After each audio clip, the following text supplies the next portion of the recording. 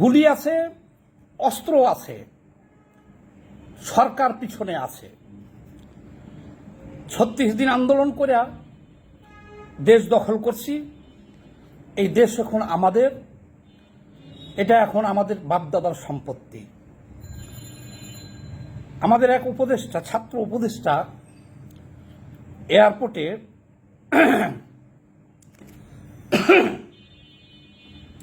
গুলি নিয়ে ধরা পড়ছে, গুলি উদ্ধার হয়েছে। উনি বলছে ওনার লাইসেন্স করা পিস্তল আছে, গুলিটা ভুলে চলে আসছে। তো এটা নিয়ে অনেক কথা হয়েছে, কাজেই উনি এটা রাখতে পারে কি না, কোথায় টাকা পাইলো, কিনলো না কিনলো, এটা নিয়ে আজকে আলাপ হবে না। আজকে আলাপ হবে যে আজকে 1 জুলাই, আজকে আলোচনাটা হবে যে বিগত শেখ হাসিনা সরকারের উৎখাতে সম্মিলিত বিরোধী দল সকল রাজনীতিকরা মোটামুটি 2014 সাল থেকে 24 পর্যন্ত 10 বছর আন্দোলন করছে। তারা একটা পর্যায়ে এসে কোটা নিয়ে আন্দোলনে ছাত্ররা সামনে আসে। ছাত্রদেরকে সামনে রেখে সকল রাজনৈতিক দল মত নির্বিশেষে সবাই তাদেরকে সমর্থন দেন এবং মাঠে নেমে আসছে। নেমে আসার একটা কারণ হলো, আর যাই হোক, শেখ হাসিনা 2014, 18 এবং 24 তিনটা নির্বাচন জনগণ ভোট দিতে পারে নাই। এই ভোটের দাবিতেই জনগণ রাস্তায় আসছে, একটা সফল গণ অভ্যুত্থান হয়েছে। এখন অভ্যুত্থান হয়েছে, এখন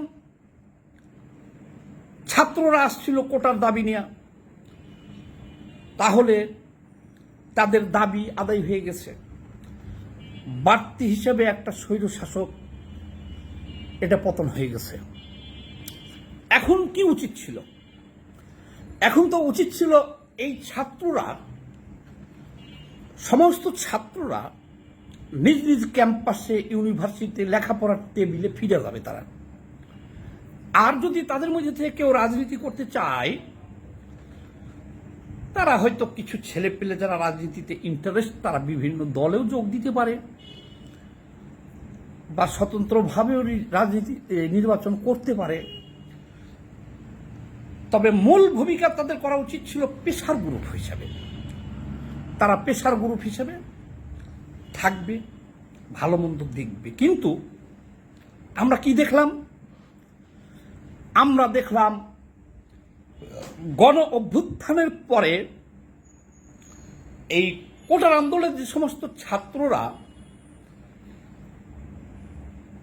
আন্দোলন করেছিল, আন্দোলনের সামনে ছিল, তারা চর দখলের মতো নদী ভাঙ্গন এলাকায় যখন একটা চর জায়গা ওঠে, তখন আশেপাশে 2-4 গ্রামের লোক ওইটা দখলের জন্য লড়াই নামে। যারা শক্তিশালী লড়াই, তারা ওটা দখল করে নাই। এখন আমরা দেখতেছি যে ছাত্ররা বাংলাদেশটাকে দখল করে নিল।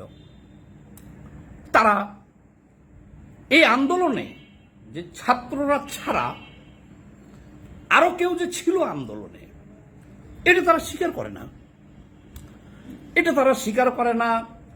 যারা 40 বছর 50 বছর ধরে রাজনীতি করতেছে, 10 বছর ধরে আর এই সরকার, এই বিগত হাসিনা সরকারের বিরুদ্ধে আন্দোলন করছে, জেল খাটছে, গুম হয়েছে, পঙ্গু হয়েছে, তাদেরকে নিয়ে হাসি মস্করা শুরু করে দিল।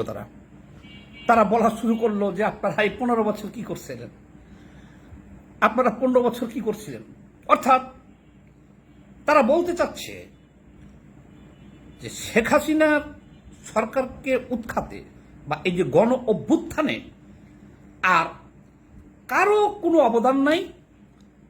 একমাত্র এই ছাত্ররা হলো রয়্যাল বেঙ্গল টাইগার, আর বাকি সব হলো হিজড়া। তাদের ভিতরে তাদের কোনো ক্ষমতাই নাই। তারা কি করছে 15 বছর? তাদের কথা হলো যে আমরা 36 দিনে এই শেখ হাসিনাকে উৎখাত করে দেশ ছাড়া করছি, এখন এই দেশটা হলো আমাদের, আমরা এটা দখল করছি, এটা চর দখল। ভালো কথা। তারপরে কি হলো? তারপরে শুরু হলো,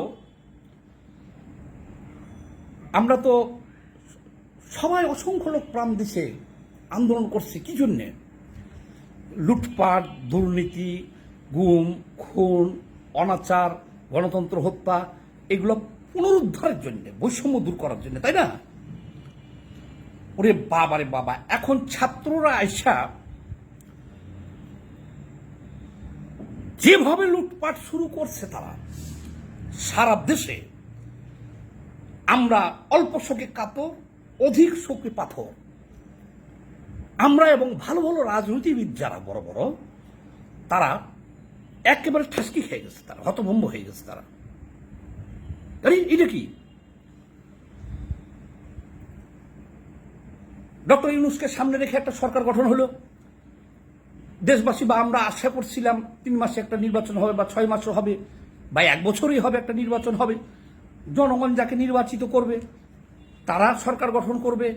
কিন্তু আমরা যেহেতু একটা গণ অভ্যুত্থান করছি, সেই সরকারের কাছে আমাদের আশা থাকবে কি, যে অতীতে যে সমস্ত ভুল ত্রুটি হয়েছে, যার কারণে আমরা আন্দোলন করেছি, সেগুলো যাতে এই সরকার না করে, আমরা প্রেসার গ্রুপ হিসেবে থাকবো, সবাই দেখব। এখন এই ছাত্ররা পুরা দেশ তারা দখল করে নিয়েছে।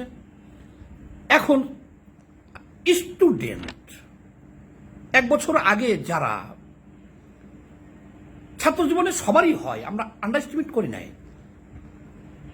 যাদের থাকার জায়গা ছিল না, খাওয়ার জায়গা ছিল না, এক সন্ধ্যা খাইলে আর এক সন্ধ্যা না খেয়ে থাকতে হয়, যারা টিউশনি ফি দিতে পারে নাই, সেই সমস্ত ছাত্ররা এখন কেউ 100-200 গাড়ি, আরো বেশি 400-500 গাড়ি নিয়ে তারা মহড়া দিতেছে নিজ নির্বাচনী এলাকায়। তাকে জিজ্ঞেস করা হলে বলতেছে এরকম 200-100 গাড়ি তার বাপ দাদারই এই সামর্থ্য ছিল। অর্থাৎ আগের রেজিমের একটু লজ্জা শরম ছিল, কিন্তু এদের তো তাও নাই। এখন এই সমস্ত বৈষম্য বিরোধী ছাত্ররা সারা দেশের নিয়োগ বাণিজ্য, সারা দেশের বদলি বাণিজ্য, সারা দেশের কি বলবো আর, ঠিকাদারি, কন্ট্রাক্টারি থেকে শুরু করে সব নিয়ন্ত্রণ তারা নিয়েছে। তাদের হাতে এখন টাকা, দেদার সে টাকা তারা লুটাইতেছে চারিদিকে। এ দেখতেই পাচ্ছি আমরা। তারা হোটেল শেরাটন দখল করে রাখছে। তারা রাতের বেলা বসে সেখানে আড্ডা দেয়। বাংলা মোটরে বিশাল পার্টি অফিস নিয়ে নিছে। সরকারের 7-8 কোটি টাকার ওই হোটেল শেরাটনে তারা বিল দেয় নাই, দখল করে রাখছে। আরে হোটেল দখল করবো কি, পুরো দেশই তো তাদের দখলে। 3 জন ছাত্র মন্ত্রী পরিষদে ছিল, আছে, তার মধ্যে নাহিদ বেরোচ্ছে, আরো 2 জন আছে। তাদের বিরুদ্ধে শত শত কোটি টাকার এই 1 বছরেই লুটপাটের অভিযোগ, না ডাইরেক্ট অভিযোগ, না প্রকাশ্য। এই সজীব ভুইয়া, এই যে ছাত্রনেতা, যে মন্ত্রী উপদেষ্টা আসিফ মাহমুদ সজীব ভুইয়া, তার পিএসের বিরুদ্ধে 150 কোটি টাকার অভিযোগ।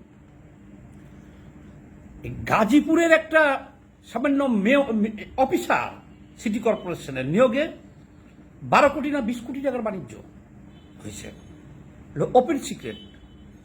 তারপরে যত সচিব বদল, এসপি বদল, ডিসি বদল, এমনকি ইউনিয়ন, এই যে রেলওয়ে থেকে শুরু করে সরকারি সব অফিস, আদালত, সিটি কর্পোরেশন, ইউনিয়ন পর্যন্ত প্রকাশ্য লুটপাট চলতেছে, চাঁদাবাজি চলতেছে, প্রকাশ্য চলতেছে, মব সন্ত্রাস চলতেছে, মামলা বাণিজ্য। মামলা বাণিজ্যটা কি? মামলা হইতেছে 400-500 জনের নামে, সেখানে তারপরে বেচা কিনা শুরু হইতেছে। দাও তুমি 1 কোটি, তোমাকে মামলা ছেড়ে দিই, দাও 10 লাখ, দাও 5 লাখ, দাও 20 লাখ, সারা দেশে চলতেছে এই বাণিজ্য। আমি হতবাক হয়ে গেলাম যে এখন এই যে বৈষম্য বিরোধী ছাত্র আন্দোলনের নেতারা এনসিপি গঠন করতেছে, এরা ধরাকে সরাজ্ঞান মনে করতেছে। দেশের কোনো রাজনৈতিক নেতা, কোনো রাজনৈতিক দলকে তারা পাত্তা দিতেছে না। আর এটা অত্যন্ত লজ্জার বিষয় যে শেখ হাসিনার সরকার বা আগের সরকার যারা ছিল তারা কিন্তু লুটপাট করলেও খুব আস্তে ধীরে কৌশলে করছে। 1 বছর হয়ে গেল শেখ হাসিনা গেছে, একটা ডকুমেন্টস দেখাতে পারছেন যে এই যে শেখ হাসিনা এখান থেকে এত টাকা নিয়ে এইভাবে পাচার করছে? তার কয়জন মন্ত্রীর বিরুদ্ধে এই ডকুমেন্টস পত্রিকায় কোথাও দিতে পারছেন? তারা কি টাকা পাচার করে নাই, লুটপাট করে নাই তারা যে 15 বছর ছিল? কিন্তু ঠিক আছে, সেই ডকুমেন্টসগুলো কই? এত ধারাবাহিকভাবে পত্রিকায় আসার কথা যে এই মন্ত্রী এখান থেকে এত টাকা নিছে, এই মন্ত্রী এই এমপি এখান থেকে নিছে, শেখ হাসিনা এখান থেকে নিছে, এই যে এখানে তার বাড়ি, এখানে তার গাড়ি, এখানে তার এই। পারছেন? মানে তারা কৌশলে করছে, তাদের ভিতরে একটা লজ্জাও ছিল। তারা আস্তে ধীরে খাইছে রাঘব বলের মতন তারা খাইছে। আর এইসব ছেলে পেলে আইসা প্রকাশ্য খাচ্ছে, প্রকাশ্য। আজকে আমরা লজ্জায় পড়ে গেছি। রাস্তায় নামলে গাড়িতে হেলমেট নাই, হুন্ডাতে হেলমেট নাই, চালাইতেছে। সার্জেন্ট ধরলে বলতেছে চিনস? আজকে ফেসবুকে দেখলাম, কয় আমি জাজিরার সহকারী সমন্বয়ক, তুই চিনস আমারে? কি আর হেলমেট? সারাটা দেশে মব সন্ত্রাস, মব জাস্টিস কিসের? মব সন্ত্রাস, লুটপাট ওপেন সিক্রেট তারা করতেছে, দেদাস্য করতেছে। আমরা 35 বছর রাজনীতি করি, 500 টাকা ঘরে আনতে পারি নাই এই পলিটিক্স করিয়া। বামপন্থীদের হাজার হাজার নেতা আছে, দেখেন সারা জীবন রাজনীতি করতেছে, 2 টাকা ঘরে আনতে পারে নাই কেউ। আর আগে পরে যারা খাইছে। কিন্তু এখন তাহলে কি হলো? আমরা তো লজ্জায় মরে যাই। এই 25 বছর 20 বছর ছেলেপেলেগুলো সব কিভাবে তারা তাদের নিজের চরিত্রটাকে এইভাবে বিলীন করে দিল। 90 ছাত্র আন্দোলন হয়েছে না? গণ অভ্যুত্থান হয়েছে না? হয়েছে। তাহলে এই অভ্যুত্থানের পরে এই ছাত্ররা সারা দেশের একটা জেনারেশন ছাত্রদের লেখাপড়া, শিক্ষা দীক্ষা সব নষ্ট করে দিয়ে সবটিকে সাথে নিয়ে লুটপাটে নামাইছে। তারা এখন সারা দেশেই দেদারসে লুটপাট করতেছে।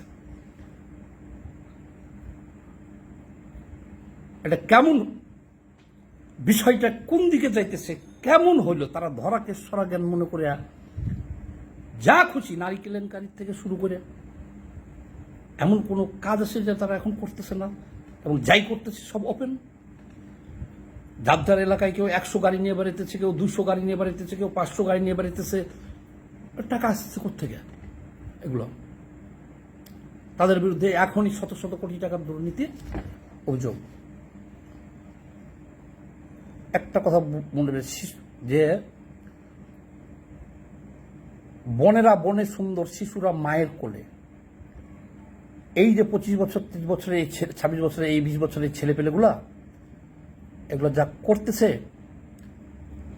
আমরা নিজেরাই লজ্জা পাইতেছি। কিন্তু তাদের পরিণতি কি হবে? এটা কি মাইনে নিবে দেশবাসী? তারা এটাও বলতেছে 300 আসনই তারা পাবে, আর কোনো দলকে কোনো আসন দিবে না। তাহলে এতে বোঝা যায় যে তারা এটা দখল করে নিচ্ছে, চর দখল করছে তারা। তাদের অস্ত্র আছে, সরকার তাদের হাতে আছে।